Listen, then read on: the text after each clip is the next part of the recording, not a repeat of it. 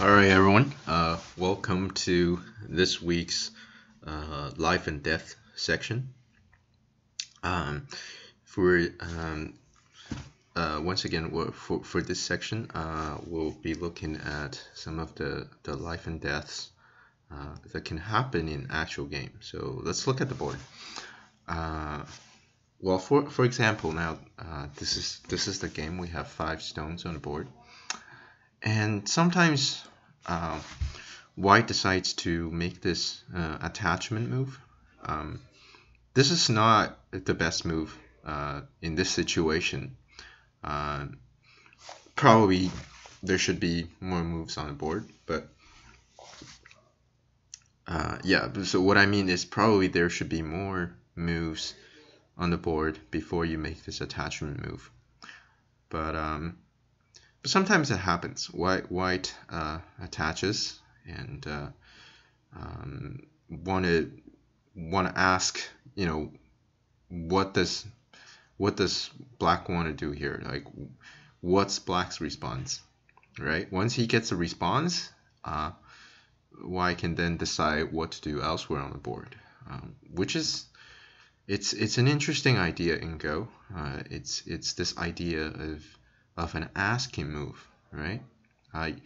I'm gonna ask you a question and you answer my question, and then based on your answer, I play somewhere else. So in some cases, black answers with the extension towards the outside. Uh, this is usually played when black basically value the outside influence more than the corner, right? So if you want to keep your corner, you could just play very normally, like just defend.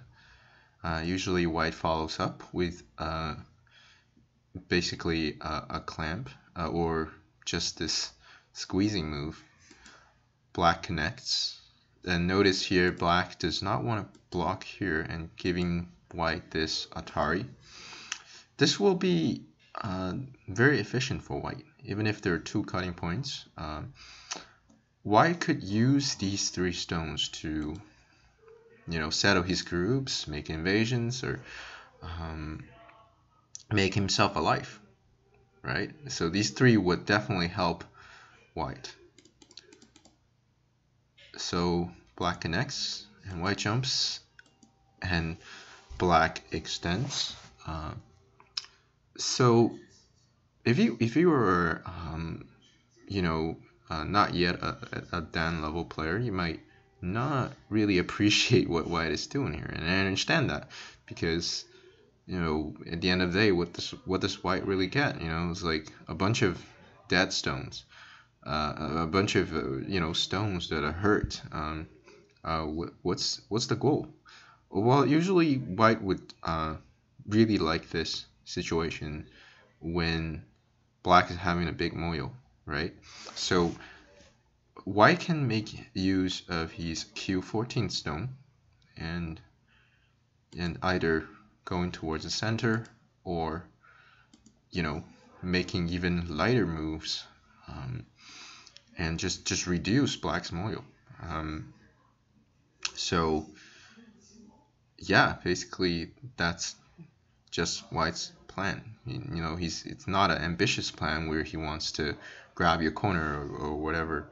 He just wants to reduce, and it's a very good reducing variation for white, actually. But this is not what we're going to be focusing on today. Today the focus is, what if white wants to extend toward the outside and keep the outside influence? Usually white can play another move, and black basically defends, and now the game keeps going, right? Like white can play elsewhere, and eventually once we run out of the big moves, white can make this extension towards the corner, and this corner is basically alive, right? So there's no way to kill this corner really for black. So black decides to turn down, and then white makes a tiger's mouth, and this is a life. So we can try some moves to try to kill this corner. Let's say, we go to this point, and white can just honey. We have to prevent white to make a second eye at t18, so we extend. However, white can just crow once and go to the first line, make the second eye at r19. And if you played many games, you probably have encountered this situation before. So black's correct. Actually, this is very, very important. So black's correct response here. A lot of players would, and it's kind of funny because once I've sat down and listened to a pro giving lectures to her students, and she just I'm pretty sure she was not paying attention, and she just played this move, right, blocking at q18. It looks really, really natural. It looks just fine, and white obviously needs to make a life. However, so if we remember this shape, black later on can exchange this, and when we count the points, right, both sides would extend because that's just a fair counting, and the reason you would count in this way is because black has 50% probability of getting this, and white also has 50% probability of getting this move, and reducing black's point by 1. So essentially, since the probability cancels out, when we count, when we make a count on a board, this is how we count the number of points in the corner for white. This is the accurate count. So white now has 4 points in the corner, as we can see. However, there's a better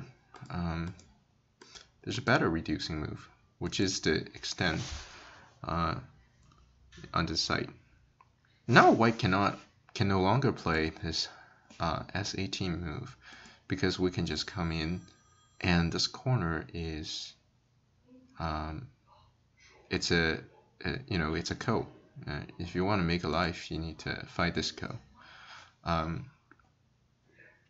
And that's not good for white, because white was clean, alive, and now he makes it into a ko, which is not so great. So white has a good move to make himself alive, which is to play a 1-2 vital point. And this is the correct move. So black, black can attempt to kill, but it's probably not going to work out. If you play this move, I believe white can just take, and you come in. So either you break this eye, but I will make another eye at r19. So if you block on the other side, right, if you destroy my eye at r19, I can just make myself alive. So there's not really a way for black to kill. However, black can just simply accept this, right? And then eventually, black has several options. Black can play this move, this is a sente, or black can just play the q18. So black can save. Black can decide later which move he's gonna play.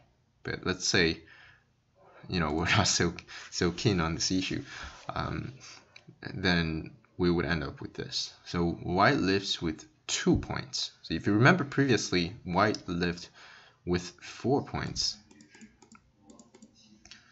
right? Had I blocked this side, white can just play s18, and now white ends up with 4 points. So it's a 2-point loss for black. If you just, you know, without calculation and you just block this side, and white just, you know, gain 2 extra points that you could have denied. It's kind of important to keep that in mind, because 2 points sometimes could matter, right? You guys are all pretty good now, so 2 points matters. Yeah. But today's focus is really on a weird situation where, you know, black goes ahead and plays somewhere else, for example. And now white decides to turn because he thinks somehow, you know, it's gonna make his corner bigger, and yeah, and he just plays this move, and black decides to block because it's kind of big to enclose this side, and white goes ahead and plays somewhere else. Now today's focus is on what's happening in the corner, because previously it's alive. I've showed you, but now white made his turn. Does this change anything? So you can feel free to pause a little bit and calculate and read it out by yourself, because the space is quite small, but it's still very interesting. It takes a bit of time to actually read out what's going on in the corner. All right, so let's try. Let's try with different things. So first of all, you know, s18 looks like the vital point, but white can just defend in the old-fashioned way. When we break the eye, white creates another eye, and it's very hard. Well, it's not possible to kill white anymore. So the s18 is not working for us. What about extending on the first line? Well, as we have seen before, white has this very smart move of making 2 eyes. Yeah, so now white either gets t18 or he gets q19. So we basically back to the same thing. We can't really kill white here. So is it over? Well, then, so the conclusion is it that, you know, white's corner is just completely alive? Well, actually, it turns out that no. This is a corner that is very famous, and it's a lot of people know about this corner, but what is interesting is that many people don't, and they just settle for either, you know, s18 or, you know, something like this. So this is actually very bad for black, because now white actually has 5 points in the corner. So it was supposed to 2 points. You got now 5 points. On top, you have a leak at your p19. Let's say this is eventually a territory. This p19 is very strong and it's very painful for black to deal with. So and I've seen this happen in some of the games I've seen online. So, well, it turns out that, you know, maybe you have read this out by yourself. If you've read this out by yourself, I'd say you definitely, you know, congratulations. It's a good job, because it's not an easy corner. So black can actually play this one. And this is a forcing move, because white has nowhere else to go but to protect his eye, right? Anywhere else he goes, this is Well, this is called white dies in Gote, which is very sad. It's like your opponent plays somewhere else, you're still dead. So yeah, anywhere else it's not going to work. So white really has one choice here, which is to protect his eye. And now we can extend into the corner. We can extend at t15. Now this still it's still a bit complex, I'd say. So if white just protect the eye, we can see obviously black can play this, can start this kill right away. What becomes interesting is what if white just come into the corner. Well, this is also a kill, right? So if we just eliminate eye space right here, doesn't matter what white does here. White can take, and this is a kill, or white can connect, and this is still a kill. And now white cannot do this because we can just capture. So at this point, white cannot avoid the kill anymore. Notice that if you block here, it's the same result. This will just be a clean death, and the only way is to play this, and we come back to a kill.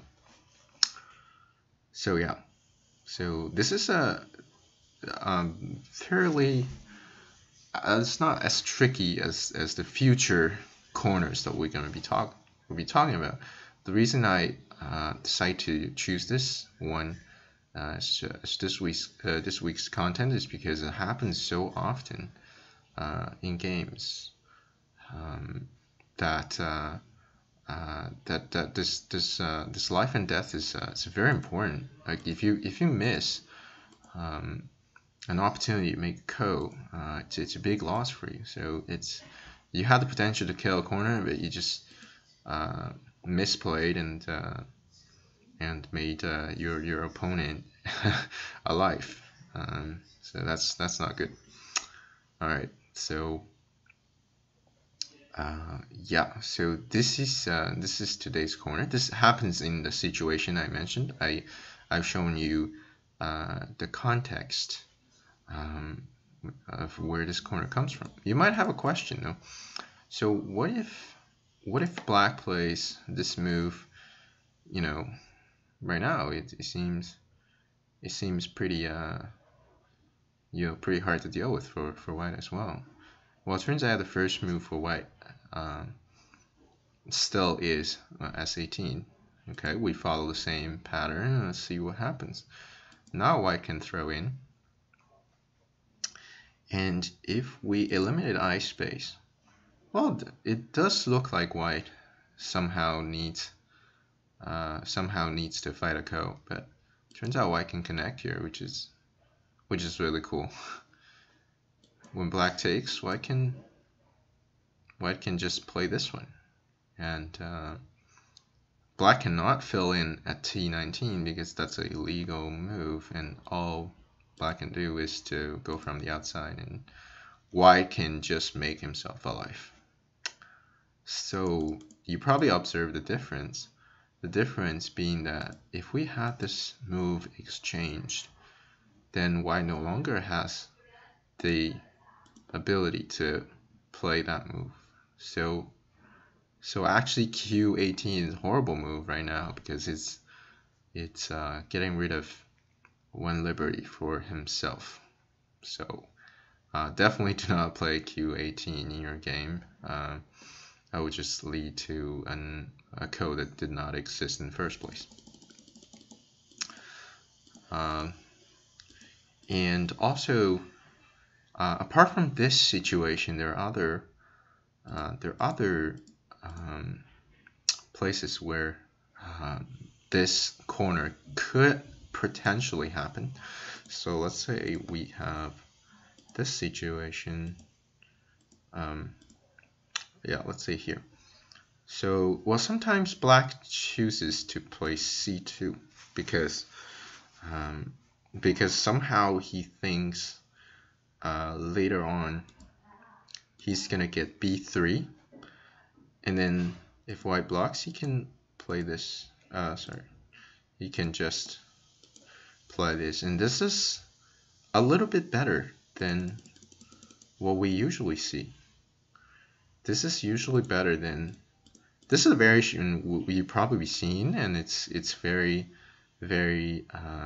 it's very common. It's a very known variation, but sometimes black can choose to connect, and I've seen in some of the other channels where one lecturer was asking a question about, oh my God, why is AI recommending connecting at C2 sometimes? I just don't understand. I think it's a mistake. Well, it's actually not a mistake because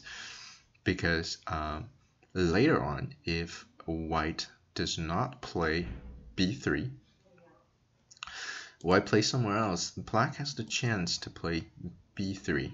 And then if white needs to protect territory, black can play this in Sente, and then for, in terms of endgame, black is a lot better. Not a lot better, but probably a slightly better than if you had this exchanged. And then your next move is playing this, right? So I want you to have this concept in mind, that this is better for the endgame. This variation is better than the tiger's mouth in the endgame. So it's very interesting.